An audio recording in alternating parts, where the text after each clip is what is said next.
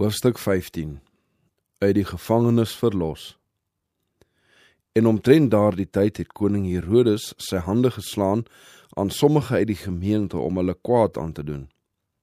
Herodes Agrippa, onderdaan van Claudius, die Romeinse keiser, was destyds gouverneur in Judea. Herodes het ook die pos van viervors van Galilea beklee. Hy het voorgegee dat hy 'n aanhanger van die Joodse geloof was en was skynbaar baie ywerig in die nakoming van die seremonies van die Joodse wet. Omdat hy die goeie guns van die Jode wou verwerf, in die hoop dat dit hom sou help om sy hoë pos te beveilig en groot eer te verwerf, het hy aan die werk gespring om hulle sin te gee deur die gemeente van Christus te vervolg, hulle huise en besittings te skend en vooraanstaande lede van die gemeente in die gevangenis te werp. Hy het Jakobus, Johannes se broer, in die gevangenis gewerp en toe 'n laksman gestuur om hom met die swaard te dood op dieselfde wyse as wat 'n ander Herodes, die profeet Johannes, laat onthoof het. Toe hy sien dat die Jode in hulle skik was met wat hy gedoen het, het hy Petrus ook in die gevangenis gegooi. Hierdie wreedhede is tydens die Paasfees gepleeg. Terwyl die Jode hulle verlossing uit Egipte gevier en groot ywer vir die wet geveins het hulle terselfdertyd elke beginsel van daardie wet geskend deur die gelowiges in Christus te vervolg en te vermoor. Die gelowiges was baie bedroef en verslae oor die dood van Jakobus. Toe Petrus ook in hegtenis geneem is, het die hele kerk gebid en gevas. Die Jode het Herodes geprys omdat hy Jakobus laat ombring het, hoewel sommige gekla het omdat dit privaat gedoen is. Hulle het gemeen dat dit 'n openbare teregstelling die gelowiges en hulle meelopers deegliker sou afgeskrik het. Daarom het Herodes Petrus in die gevangenis gehou met die doel om die Jode nog meer te plesier deur die openbare skouspel van sy teregstelling te maak. Maar daar is aan die hand gedoen dat dit nie veilig sou wees om die ervare apostel voor al die mense wat in Jerusalem saam was, vir sy teregstelling uit te bring nie. Daar is gevrees dat die medelyde van die skare verwek kon word as hulle sien hoe hy uitgelei word om te sterf. Die priesters en oudstes het ook gevrees dat Petrus een van daardie kragtige beroep op die volk kon doen, wat hulle so dikwels reeds aangespoor het om die lewe en karakter van Jesus te ondersoek. En hulle was nog nooit in staat om daardie beroepe met al hulle argumente te weerlê nie. Petrus se ywer om die saak van Christus te bevorder het daartoe aanleiding gegee dat talle van die evangelie 'n standpunt ingeneem het en die owerstes het gevrees dat indien hy die geleentheid kry om sy geloof in die teenwoordigheid van die skares wat vir aanbidding in die stad was te verdedig, hulle sou eis dat die koning hom vrystel. Terwyl die teregstelling van Petrus onder verskeie voorwendsels tot na die Paasfees vertraag is, het die gemeentelede tyd gekry vir diepgaande selfondersoek en ernstige gebed. Hulle het sonder ophou vir Petrus gebid, want hulle het gevoel dat hy nie uit die werk vermis kon word nie. Hulle het die plek bereik waar die kerk van Christus sonder die besondere intrede van God uitgeroei sou word. Intussen het besoekers uit elke nasie die tempel wat tot aanbidding van God gewy was, besoek. Met al sy glinsterende goud en edelgesteentes was dit 'n toonbeeld van pragt en grootsheid. Maar Jehova het hom nie meer in die skone paleis bevind nie. Israel as volk het hom van God geskei. Toe Christus teen die einde van sy aardse bediening vir die laaste keer na die binnekant van die tempel gekyk het, het hy gesê: "Kyk, julle huis word vir julle woes gelaat." Matteus 23 vers 38. Tot nog toe het hy die tempel sy Vader se huis genoem, maar toe die Seun van God daardie howe verlaat, is die teenwoordigheid van God vir ewig onttrek aan die tempel wat tot sy heerlikheid opgerig is.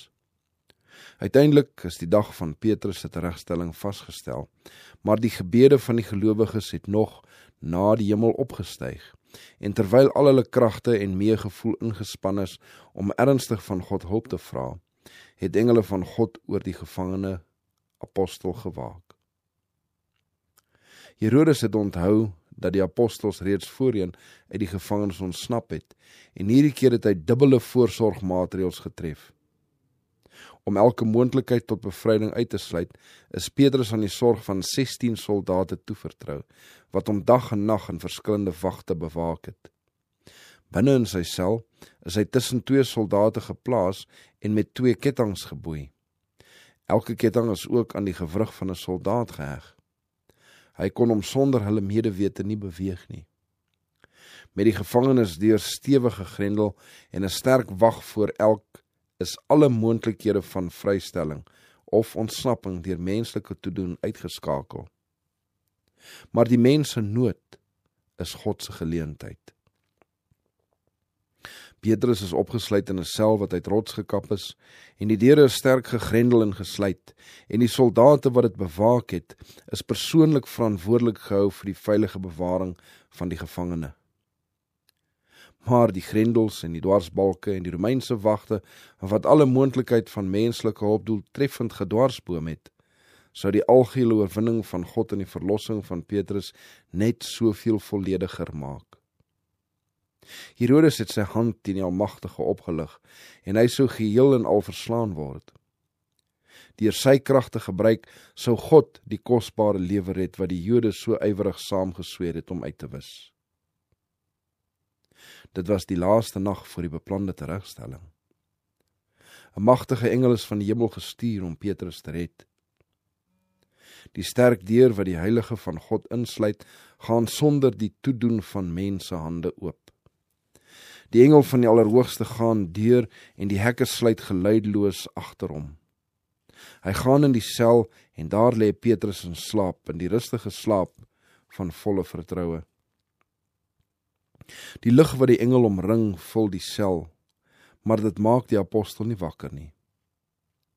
Eers wanneer hy die aanraking van die engel se hand voel en 'n stem hoor sê, "Staan gou op," word hy genoeg wakker om te sien dat sy sel deur hemelse lig verlig word en dat 'n heerlike engel langs hom staan. Werktuiglik gehoorsaam met die bevele wat aan hom gegee word, en wanneer hy opstaan en sy hand lig, is hy net effens daarvan bewus dat die boeie van sy gewrigte afgeval het. Weer beveel die stem van die hemelse boodskapper hom: "Omgord jou en trek jou skoene aan."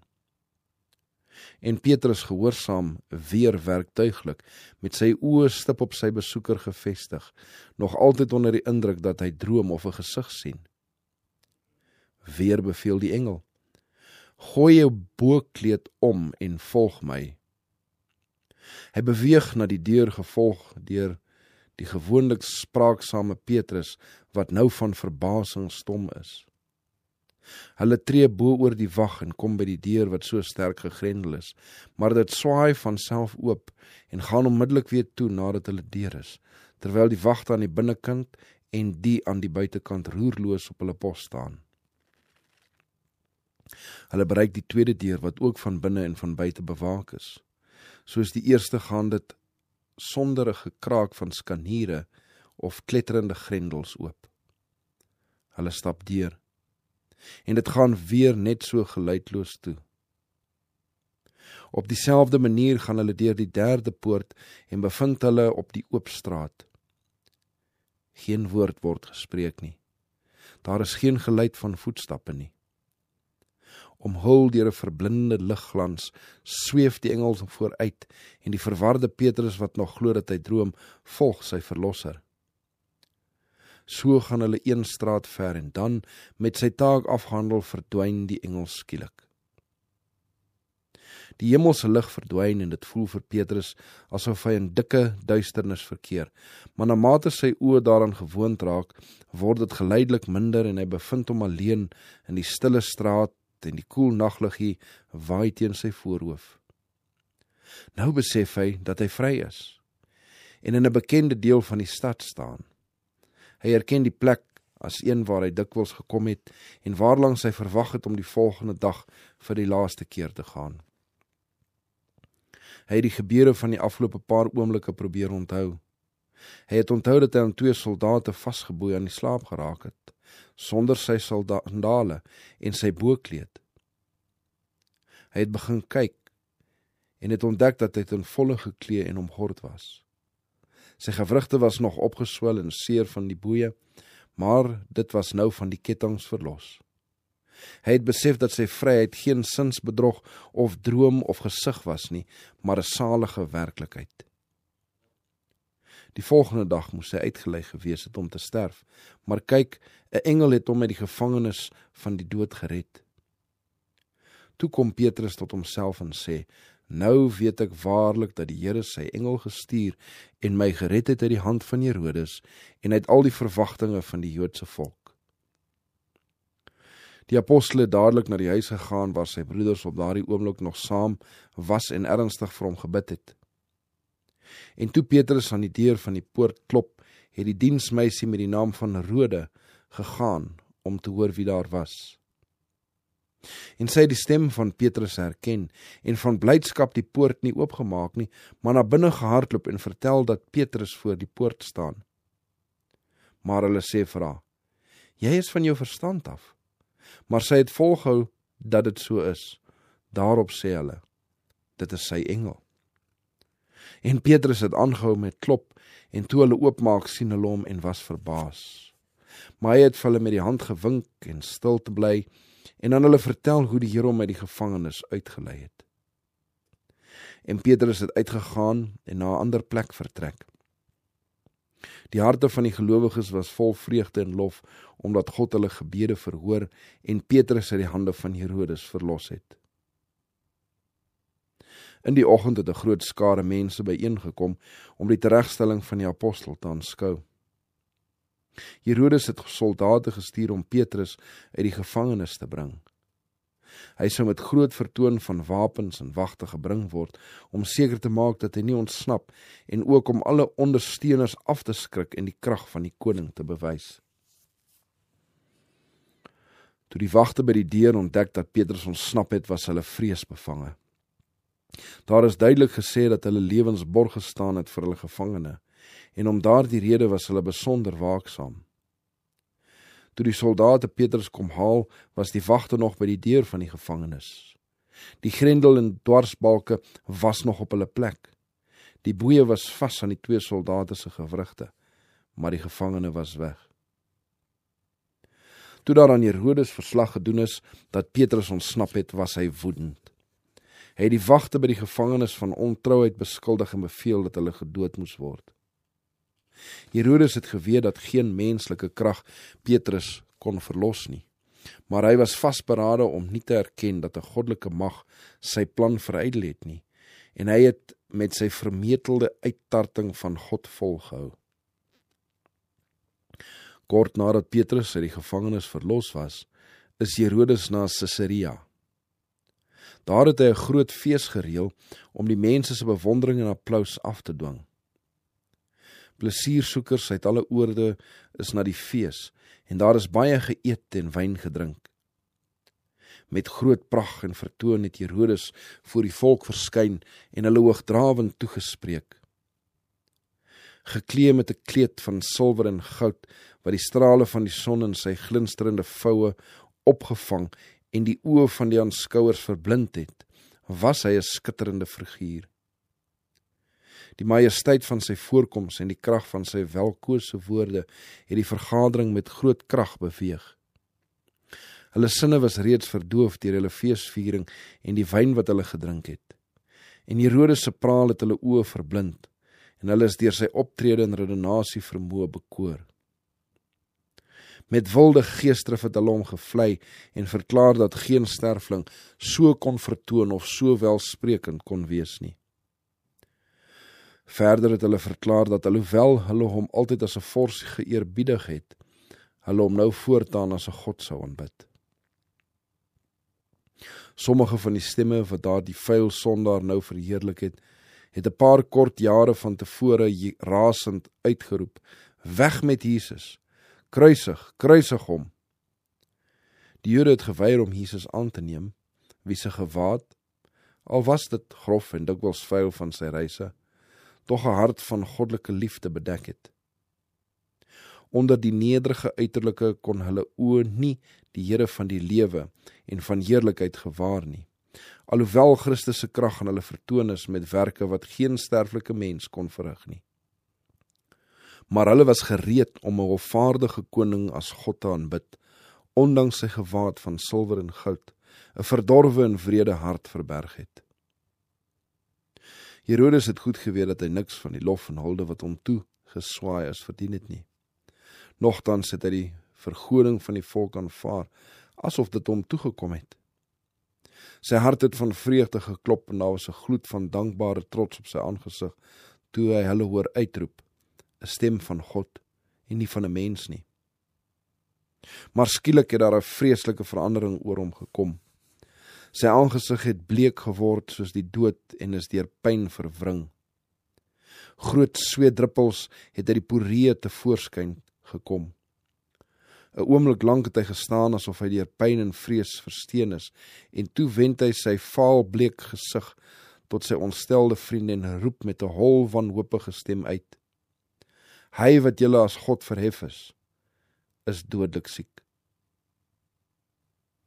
Onder die vreeslike foltering is hy van die plek van feesviering en vertoon weggedra. 'n Oomblik tevore het hy met trots en lof die aanbidding aanvaar wat die groot skare hom toegeswaai het. Nou het hy besef dat hy in die hande was van 'n regeerder wat magtiger is as hy self. Selfverwyte het hom aangegryp. Hy het aan sy meedoenlose vervolging van die volgelinge van Christus gedink. Hy het om die wrede bevel herinner om die onskuldige Jakobus om die lewe te bring en sy plan om Petrus tereggestel. Hy het onthou hoe hy hom in sy ergernis en teleurgestelde woede onredelik op die gevangeniswagte gewreek het. Hy het gevoel dat God nou met hom, die meedoenlose vervolger, afreken. Daar was vir hom geen verligting van liggaamspyn of sielsangs nie, en hy het dit nie verwag nie. Herodes was bekend met die wet van God wat lei: Jy mag geen ander gode voor my aangesig hê nie. Eksodus 20 vers 3. En hy het geweet dat hy die maat van sy ongeregtigheid volgemaak het, toe hy die aanbidding van die volk aanvaar het, en dat hy hom sodoende die regmatige grimmigheid van God op die hals gehaal het.